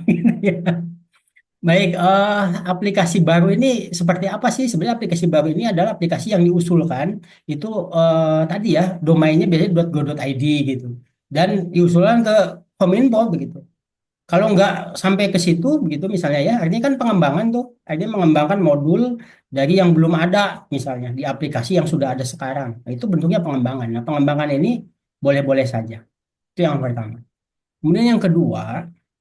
Sebelum yang kedua ya, nah terkait aplikasi juga nih Bapak Ibu ini supaya gambaran dari awal kita lebih awal gitu ya, takutnya nanti Bapak Ibu udah buat lebih lanjut. Mungkin aplikasi itu juga memang ini jadi arahan pimpinan juga gitu ya, tolong disampaikan ke apa namanya ke coach gitu ya, ke peserta. Harusnya ini kemarin disampaikan pada saat overview tuh, jangan fokusnya tuh aplikasinya gitu ya, meskipun bukan berarti nggak boleh, boleh-boleh saja. Cuman tadi ya, karena sudah ada larangan ini. Artinya kita harus memaksimalkan di luar non aplikasinya gitu ya, di luar aplikasinya apa kan gitu ya. Kemudian yang kedua nih, yang kedua terkait dengan intervensi ke masyarakat. Sebenarnya kan intervensi ke masyarakat itu untuk jadi solusi nggak harus aplikasi juga, kan ada yang lain. Intinya kan kita ingin menyelesaikan satu masalah supaya masalah ini selesai sepenuhnya gitu. Tidak hanya satu bagian aja yang selesai. Dalam arti misalnya kalau kita gunakan punyanya Pak Okto nih. Tidak hanya dalam arti pelaporannya saja yang selesai gitu, pelaporannya jadi lebih cepat. Tetapi kemudian dampak apa namanya secara perasa juga tetap terus-terusan kan, artinya tidak menyelesaikan masalah, artinya kita jadinya nggak efisien gitu. Ini kita bisa masalah yang tadinya misalnya sarana yang ada di rumah sakit ini sesuai umur ekonomisnya, yang 5 tahun bisa 5 tahun. Tapi setelah didata misalnya yang 5 tahun jadi 3 tahun, yang 10 tahun jadinya cuma 5 tahun gitu, yang 7 tahun jadi cuma 2 tahun. Itu kan artinya masih ada masalah tuh, artinya kan nggak selesai gitu. Jadi harapannya menyelesaikan itu tidak hanya infrastrukturnya yang kita selesaikan, tapi kulturnya juga kita selesaikan gitu. Nah, terkait intervensinya apakah dengan aplikasi, apakah dengan edukasi misalnya. Nah, itu silakan gitu ya. Kira-kira kebutuhan solusinya apa? Kan gitu. Artinya bisa jadi tadi Pak, kenapa Bapak Ibu diminta menyelesaikan yang sifatnya apa namanya adaptive problem? Karena nanti saya yakin dan gak hanya saya gitu ya, semua yakin ini nggak bisa diselesaikan hanya oleh Bapak Ibu saja, tapi butuh semua orang, semua pihak yang dia berkomitmen ikut membantu menyelesaikan. Cuman caranya bisa jadi macam-macam. Caranya ada yang dimasukkan ke dalam tim, ada yang misalnya dimasukkan dalam peta stakeholder kemudian kita pengaruhi, ada yang mungkin kita edukasi kan gitu, ada yang kita beri sosialisasi kan gitu misalnya. Edukasi kan juga macam-macam ya. Ada kita edukasi langsung, ada kita misalnya pakai menggunakan audio visual, pakai video misalnya yang di-share, di blast ke daftar pasien yang apa namanya ke rumah sakit itu kan pasti kita punya datanya tuh di blast. Bagaimana memanfaatkan fasilitas kan itu sangat mungkin itu dilakukan. Meskipun bisa jadi kewenangan mengedukasi ini bukan kewenangan kita di bagian umum misalnya, tapi ada di bagian humas gitu ya. Kan tinggal masukin saja bagian humas ke SK tim kita yang nanti dia melaksanakan tugas itu. Misalnya begitu, Pak Pak Wisnu. Ya Pak, terima kasih Pak. Izin Pak, Ya, eh, Bunya. seingat saya waktu overview, kalau tidak salah itu Hmm. sudah disampaikan kalau tidak membuat aplikasi Pak. Oh sudah ya? Seingat sudah Pak. Ya, memang larangannya aplikasi baru detailnya gitu ya, aplikasi baru. Tapi kalau pengembangan saya pikir masih bisa. Karena kemarin juga angkatan berapa ya 2000 dari Cimahi itu Pak Andri dari BKAD ya, beliau masih bisa KAD. juara satu lah, meskipun aplikasi karena memang kebutuhan gitu ya sesuai dengan kebutuhan dan pengembangan sifatnya masih bisa gitu. Jadi apa namanya ya silakan Bapak Ibu kalau memang yakin nih aplikasi dan itu kebutuhan go ahead gitu. Jadi nggak usah khawatir lagi Pak Firman gitu ya kalau memang ke sana gitu. Kan sebenarnya aplikasi di sini kan ada yang custom, ada yang kita bisa menggunakan open source juga ya. Tadi Pak Wisnu misalnya dia pakai AI ini misalnya, bisa nggak? Ya bisa-bisa saja kan AI open source gitu ya, bisa kita apa namanya insert begitu. Kalau pengembangan menggunakan open source itu malah sangat mungkin bisa ya, sangat mungkin dan bisa kita lakukan. Ya Pak Pupung, 32 Rina. Oh ya, mohon, mangga. Terkait dengan ini, menyambung tadi terkait aplikasi. Memang dalam proper saya rencananya, ini baru rencana awal, memang kan kalau di Cimahi itu kan sudah ada cimahikota.co.id ya. Di situ di dalamnya itu ada web-web perangkat daerah. Salah satunya juga Kecamatan Cimahi Selatan. Dan di situ saya ingin memanfaatkan kan memang selama ini kurang dioptimalkan lah. Jadi mungkin masih belum terisi lah. Makanya saya di situ ingin terkait dengan laporan kinerja kecamatan dengan memanfaatkan karena memang sudah ada web dari masing-masing perangkat daerah di Cimahi Kota ID itu. Itu saja Pak. Mungkin itu bisa sekiranya bisa ya mungkin memungkinkan. Terima kasih Pak. Baik, makasih Bu Rina. Nah, ini kan yang ingin Bu Rina lakukan bagaimana mengoptimalkan pemanfaatan aplikasi yang ada. Ya ini boleh Bu, boleh gitu ya. Misalnya ini udah buat mahal-mahal tapi nggak digunakan misalnya. Nah, gimana kita gunakan? Nah, tentu kan ada caranya kan gitu ya. Nah, caranya inilah sebenarnya proses perubahan tadi. Gitu Bu. Itu Pak, Ya, mangga Pak Tarya, silakan. izin. Assalamualaikum warahmatullahi wabarakatuh, Pak. Waalaikumsalam warahmatullahi wabarakatuh. Nah, Pak, kebetulan mungkin saya ini untuk di bidang di Stakeholder ini baru masuk yaitu sekitar 6 bulan ya Pak. 6 bulan. Jadi untuk kita itu di bidang industri ya setelah kita pelajari ternyata untuk jumlah IKM di Kota Cimahi itu sebanyak 235 Pak. Untuk industri kecilnya sebanyak 214 dan industri menengahnya sebanyak 21 IKM, 21 itunya. Jadi totalnya 235. Setelah saya identifikasi ternyata IKM 3G itu banyak permasalahannya Pak. Jadi kita IKM kita itu kurang berkembang ya Pak. Untuk itu kita identifikasi ternyata masalahnya itu adanya keterbatasan modal, manajemen yang belum profesional, belum terpenuhnya standar dan legalitas usaha, terbatasnya inovasi. Yang kelima adalah belum adanya data informasi terpadu terkait IKM di Kota Cimahi. Mungkin setelah itu saya melakukan ini Pak, metode USG ya Pak, dengan 3 responden ya Pak. Dengan 3 responden, setelah itu kita peroleh bahwa yang paling urgent utama itu yang harus kita tindak lanjuti belum adanya data informasi terpadu terkait IKM di Kota Cimahi Pak, itu Pak mungkin data yang itu yang terkait. Untuk selanjutnya mungkin kita juga melakukan analisis SWOT juga Pak. Mungkin untuk pertanyaan saya itu, untuk yang analisis SWOT itu, untuk pembobotan ranking itu, apakah harus selalu menggunakan eviden Pak, responden gitu, responden apakah harus harus atau cukup misalkan satu atau gitu Pak, itu aja mungkin Pak. Ya. Pertanyaan sedikit menurut saya Pak. Oke, baik. Makasih Pak Arya. Nah, terkait dengan ini ya, alat analisis nih. Mungkin saya izin share punya Pak Tarya ya. Tarya ya. Mana tadi ya? Saya buka bentar. Saya mana tadi itu? Pak Tarya, oh ini.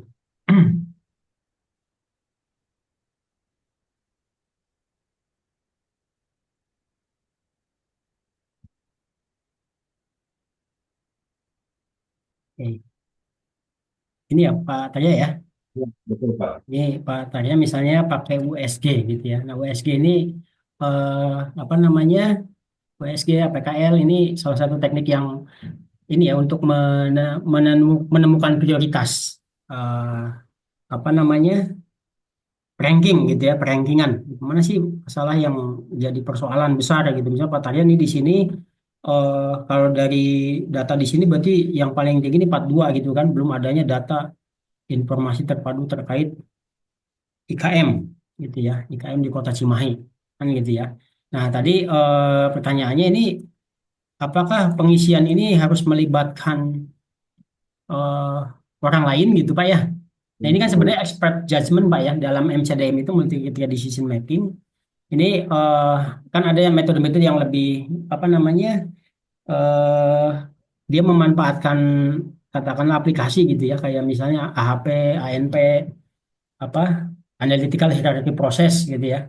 Mungkin teman-teman Bapak Ibu di Bapeda tuh sering ini atau di tata ruang gitu ya, bisa untuk penentuan zonasi. Apa namanya analytical network process, ANN dan apa namanya lain-lain itu banyak sekali gitu. Nah itu kan konteksnya sebenarnya karena expert judgment, jadi yang ngisi itu yang dia memang punya kepakaran di situ kan gitu Pak ya. Gitu. Nah pertanyaannya untuk ngisi ini bisa nggak oleh kita? Ya bisa-bisa aja gitu ya. Cuman biar tidak subjektif gitu ya. Makanya melibatkan yang lain juga kan gitu ya. Yang dia punya pemahaman terkait masalah ini gitu. Gitu Pak. Nah sama sebenarnya dalam pembobotan pun idealnya itu melibatkan yang lain gitu Pak. Yang dia punya kompetensi di situ. Gitu ya. Punya pemahaman di situ gitu. Gitu.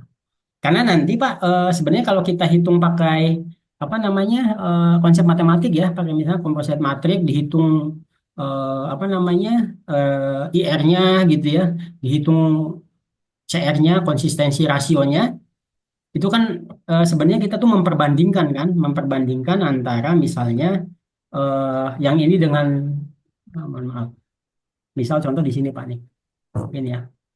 Kita sebenarnya mencoba memperbandingkan misalnya bagaimana dari sisi urgensi antara nomor 1, nomor 2, nomor 3, nomor 4, nomor 5. Ini mana yang paling ini kan itu memperbandingkan kan gitu ya. Memperbandingkan gitu ya. Misalnya ketika dia unsur apa variabel pembandingnya banyak, itu kecenderungan orang itu bisa jadi nggak konsisten gitu. Gitu Pak, itu sangat mungkin gitu. Nah, makanya kita jangan diisi oleh satu orang gitu. Kalau bisa ada beberapa begitu. Dan itu nanti bisa dirata-ratakan. Gitu ya, kalau dalam apa namanya siapa Thomas Saati itu kan dia bikin makanya skalanya pun dia bikin 1 sampai 9 misalnya kan gitu ya. Kalau 0 misalnya sama kan gitu. Dan lain-lain gitu. Nah, artinya tetap melibatkan kayak contoh nih misalnya ini mana nih dengan ini antara ini aja yang 5 ini yang paling prioritas. Mana yang paling prioritas dari sisi organ yang harus kita selesaikan. Kan gitu. Misalnya apakah keterbatasan modal gitu ya. Kan memang selama ini misalnya IKM itu apa sih? Industri Pak ya? Industri kecil menengah ya. IKM industri kecil dan menengah, Pak, Nah, betul. nah, ini kan masalahnya sering kali terkait dengan modal. Oh, modal sekarang udah nggak jadi masalah misalnya karena datanya sekarang ada pembiayaan lewat KUR misalnya kan gitu. Nah itu kan data artinya Ya, tidak hanya ekspert, oh datanya juga begini. Oh berarti nggak terlalu masalah. Cuma di nomor berapa kan gitu ya misalnya. Nah kenapa misalnya terbatasnya inovasi dengan modal ini sama kan gitu ya. Kalau kita lihat misalnya kan cenderung dalam industri atau usaha kecil itu orang biasanya sama tuh gitu ya produk yang dihasilkan. Apakah ini dua atau ini satu kan gitu ya misalnya. Nah ini hal-hal kayak gini kan biasanya akan mudah ketika dia ada beberapa gitu ya expert yang ini gitu ya. Termasuk Bapak karena Bapak mendalami di sini kan di bidang ini. Gitu ya Bapak bisa ya, ngisi. Termasuk juga siap. pembobotan gitu Pak. Ya, siap. Gitu. Dalam pembobotan itu sama kurang lebih idealnya. Kan intinya kita sebenarnya supaya yang kita pilih ini betul-betul valid gitu. Apa namanya? Kan kita masalahnya dulu yang clear nih, betul nggak nih yang ini yang prioritas gitu. Gitu ya. Ya, Kan Pak. dari masalah baru solusi kan kemarin kita sepakat begitu. Karena nanti salah identifikasi masalah atau salah menentukan masalah nanti solusinya juga mungkin bukan solusi saat ini gitu misalnya. Kurang tepat juga misalnya seperti itu. Itu barangkali Pak terkait dengan apa namanya alat analisis. Ya, Pak. Ya mungkin saya juga akan memilih itu, Pak, ya data informasi terpadu, mengingat dengan adanya data itu kita bisa melakukan pembinaan, Pak, baik Ya. itu pembinaan untuk supaya IKM itu lebih profesional dan berdaya saing tinggi, Pak, melalui pelatihan-pelatihan gitu, Pak. Mungkin, Pak. Enggak, setuju sih Pak. Karena Ya. saya menemukan di lapangan juga Pak, kebetulan saya punya teman yang dia UKM ini Pak lah, apa namanya, kue tuh. Oh, Yang siap. dipanggil pelatihan katanya dia lagi, ini gimana sih katanya pemerintah nih, kok yang dipanggil saya terus perasaan pelatihannya yang sama katanya. Karena Ya, mungkin datanya ya itu ya. tadi gitu. Karena data itu, Pak, belum. Gitu. Meskipun ya beliau senang-senang aja gitu. Ya, Cuman siap. pertanyaan kritisnya ke saya ini gimana pemerintah kok saya lagi kata yang diundang katanya. Nah, itu, Pak. Karena keterbatasan data, Pak, itu, Pak. Ya, enggak Pak. Nanti dengan pengembangannya mah nanti di agenda berikutnya dikembangin gitu Pak dengan proses juga dikembangin silakan gitu Pak. Barangkali itu ya Bapak Ibu waktunya sudah 11.31 ini tidak terasa begitu. Mungkin kita cukupkan sebelum ada lagi yang mau disampaikan Bapak Ibu. Cekap ya.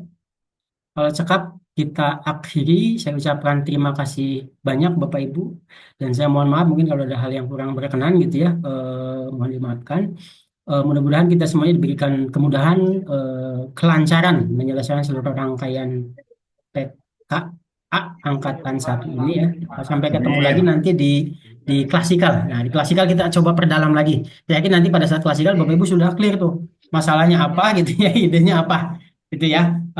Saya mulai dari sekarang yakinkan ini mau tentang apa gitu ya. Karena output di tahapan ini itu harapannya kita sudah clear dengan supaya nanti masuk ke setiap agenda itu tinggal melengkapi gitu Pak.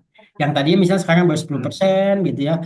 Nanti di agenda 3 naik jadi 20% kan gitu ya, masuk ke membangun komitmen, memastikan lagi 20% itu ya masuk klasikal, 100% kita selesai gitu harapannya dengan masuknya setiap agenda. Karena nanti di klasikal itu, meskipun klasikalnya nanti online ya Bapak Ibu, klasikal itu nanti kita coba kontekstualkan dengan apa namanya tugas Bapak Ibu gitu ya, output utama Bapak Ibu gitu ya, Bapak Ibu. Barangkali itu ya. Bapak Ibu sekalian, hatur nuhun sekali lagi. Mudah-mudahan kita semuanya diberikan kesehatan ya semuanya. Amin. Amin. Amin. Amin. Demikian, wassalamualaikum warahmatullahi wabarakatuh.